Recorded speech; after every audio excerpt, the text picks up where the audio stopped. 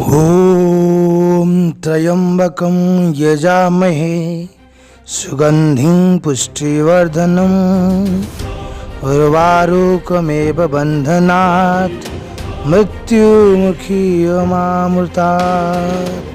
ओम नमः शिवाय, ओम नमः शिवाय, ओम नमः शिवाय।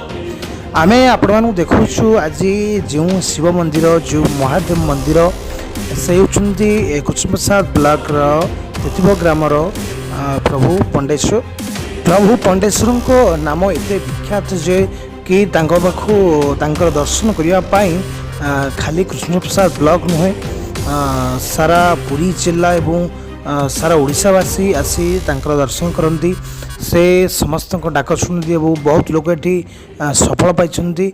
आम आज से मंदिर रे पहुँचीचु प्रभु दर्शन करूँ आपण मानू देखू मंदिर चतुर्पार्श्व केते सुंदर होइछि एवं कारुकार्य किभली निखुण भाव बना जाइछि।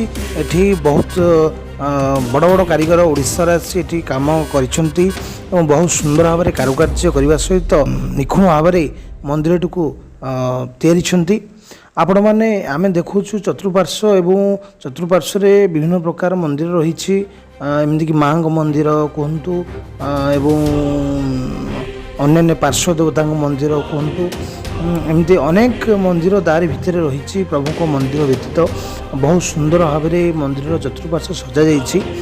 चलतु आम आपण टे मंदिर चतुर्पार्श्व बुले नबू देखु भल केमी मंदिर चतुर्पार्श्व कि भाव में रंग बेरंग हुई मंदिर सुंदर देखा आपण मैंने देखु आप देखा मात्र आपणकर हृदय भितर खुशी आपे आपे आसीज। आपण देखु आपण देखु ये तिथिव ग्रामर बाबा पंडेश्वर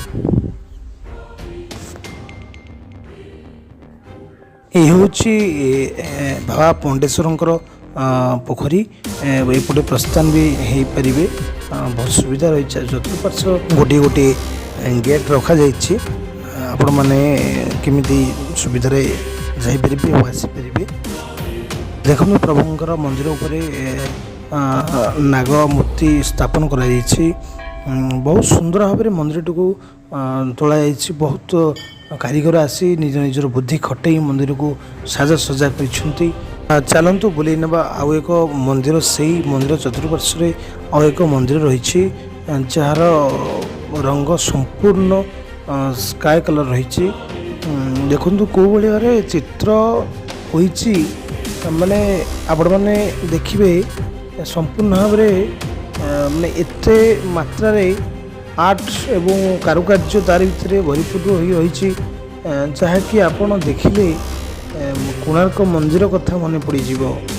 आपण मैंने देखुवे कौ भाई कारुकार्य होते सुंदर भाव में प्रतिदिन एठाकू शह शह लोक आसी दर्शन करती ये एक ग्राम भितर रही से बहुत मात्रा लोक जानी नहांती बोधे किंतु आपण मैंने आसतु ठाकुर दर्शन करंतु जगार महत्व बुझंतु एवं एठी जो भाव में परिवेश रही आपण मैंने जदि बा किसी समय काटिबे आपण मन आनंद रे परिपूर्ण हो आपण जीवन रे किछि खुशी लाभ करेंगे। आपण मानक आम देखुलु तिथिव ग्रामर बाबा पंडेश्वर। जय जगन्नाथ, नमस्कार।